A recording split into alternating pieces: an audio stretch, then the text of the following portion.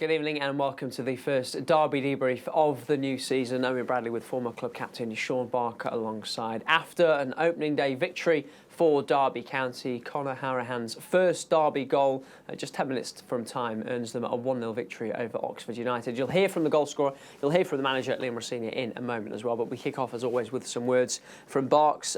Perfect finish to the day, wasn't it, Sean? It was. It's a wonderful finish. 32,000 fans leaving Pride Park, so happy, full of positivity and belief that this club can move forward and progress to the Championship. Obviously, it's a long season, but the first signs today were great. And the reason I enjoyed it so much is because even though there was two teams that wanted to play, they wanted to get the ball down, we showed a real resilience in that second half, that when it got scrappy, to keep playing, keep trying to do the right things, and we came out on top. And it does feel appropriate, given everything that's happened last season, over the summer, the last few weeks, and how frantic everything has had to be. It would have been such an anticlimax if Derby hadn't won on opening day, and they did enough in the end. They did. It was back to kind of old in terms of the fans turning up in the numbers, a real excitement. Just having that belief within the city has made a huge difference since the owner's taken this club forward. We signed some really positive players in the summer. We've got a real belief that this squad could do something, but it's okay with all that. You have to perform, you have to get results on the pitch, and we faced an Oxford side that are highly tipped to be contenders this year, and for vast majority made them look pretty average. So real positives, really happy with the clean sheet. I thought there were 3 or 4 outstanding performances, Erin Cashin, Mendes Lang, and others to name. So all in all, just a perfect afternoon. Great to be back and great to get a win. And more to come from Barks first. Let's hear from the manager. Here's Liam Rosenior after today's win. I'm absolutely delighted. Obviously, first game of the season is a really, really difficult occasion for every team. So for us to have a win, a clean sheet on the board and 3 points, I couldn't be happy with the players. And not just that, I was delighted in the way we won the game. I expected us a game to be a little bit tentative in the first half. They always are, the opening games. But once we got into gear second half, I thought we were by far the better team. We almost camped in their half, and then we saw out the game, and that's really, really important as well, not just to score goals but to keep clean sheets. And I thought all members of the back four, Joe Wildsmith, when he was called on, makes a really good save. So in every aspect of the performance, I was absolutely delighted. 7 new signings, but they didn't play like they were strangers, did they? No, and that's my job, and that's Justin, and credit to Justin, credit to Bucko. We're working really, really hard every day from a tactical point of view. Tactically, it's difficult to put this any group of players together in a short space of time. But I have to give credit to the players as well, because they carried it out for long periods. We scored the goal, Louis Sibley comes on, takes in the tactical information. I thought he made a real difference to the game today. So I'm absolutely delighted with him. And I'm just delighted with the whole day, and hopefully it continues. You touched on Louis Sibley there. You always want substitutes to make an impact for you, and he did that. Crucial. It's crucial to any team. It's not just about the starting 11. And I thought when Sibs came on, he made a real difference to the energy of the game. He ran in behind, he showed his pace, and he went actually from a tactical point of view, what we asked of him, he carried out, and it ends up with him getting an assist for the goal. So couldn't be happier for him, and it gives him confidence for the season, being with us, and I hope it continues. A fantastically taken goal from Conor Hourihane, and quality like that is exactly the reason you brought him in, isn't it? That's why he's here. And there were times last season where I felt we lacked that little bit of quality in the final third, but it was almost like as soon as he took his first touch, everyone knew where the ball would end up. But he's been, not just in terms of his quality, his attitude, his leadership since he's been in has been absolutely top class, as has every player that's come in. And he's the type of player that I want at this football club, and I thought he ran himself into the ground as every player did, and we're going to need that again next Saturday. You did have to battle. There were some knocks. Curtis Davis, Max Bird in particular. This is League One, right? I thought that was a red card. I've got to be honest. The refs got to protect players, and for Max, I was really worried. So we need to stand up to physical battles. And in terms of a learning tool for what League One is about, by the way, Oxford are a very, very good footballing team. They play some great stuff at times, but we need to be able to stand up to that and be men. And then really, really push and fight for every ball. They stick the keeper up at the end and smashing it in our box, and Cash and Curtis ahead and everything. That's what we need as well. We're not going to be able to play every team off the pitch. I've said that from the beginning. But what we do need to do is see the game out, and I was delighted with that as well. A word for you personally. I know the family was here. I know your dad was here, and that was important to you. And this has been a dream for you for a long time. So how does it feel in this moment? Yeah, it feels good. I'm calm. It's nice for my mum and dad to be here. It means a lot to me. They know what it means to me, how hard I've worked for a long time to be in this position. But today's not about me. I'm just delighted that I'm more delighted with the spirit and the energy and the atmosphere in the stadium is exactly the same as last season. At 0-0, first game, fans could start turning, didn't hear that once. And what that does, it gives us energy on the pitch to keep going. So I thank the fans again for an unbelievable atmosphere. And more importantly than me, I'm just delighted to be a part of this football club, and the story that we've gone through, and hopefully it can continue. Well done. Thank you. And there's Liam Rosenior. More reaction coming in a moment or two. On him first, Sean, because he downplayed it there, and that's exactly what I would expect from Liam Rosenior. But he has wanted to be a manager for a long, long time. He had his dad, Leroy, here today, who was a manager himself. This will be a very special day for that family. It will, and it's a day that he deserves. He's supposed to be a very good coach, first and foremost, so he understands how to coach the players and get the best of them tactically and technically on the pitch. You can see he's more than that. He's got more about him. He wants that connection with the players.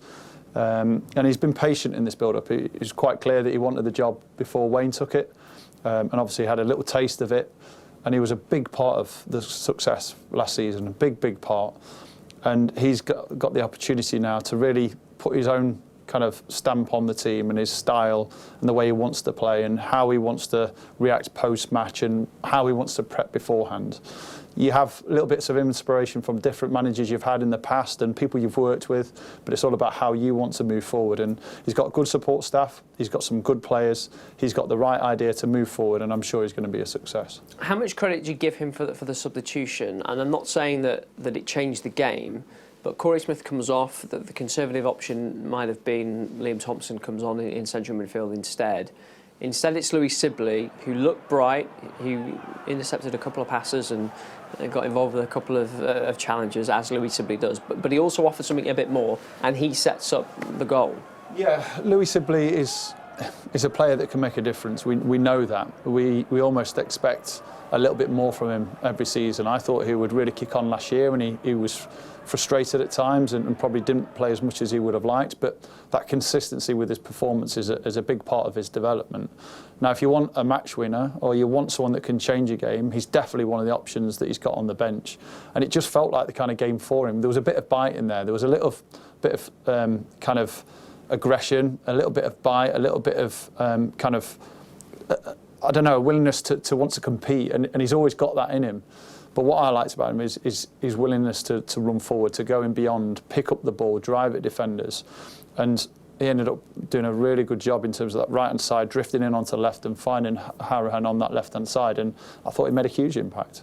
And the quality of Conor Hourihane is what he's there for finishers like that. Yeah, well, you want him further up the pitch. And we've seen him pre-season.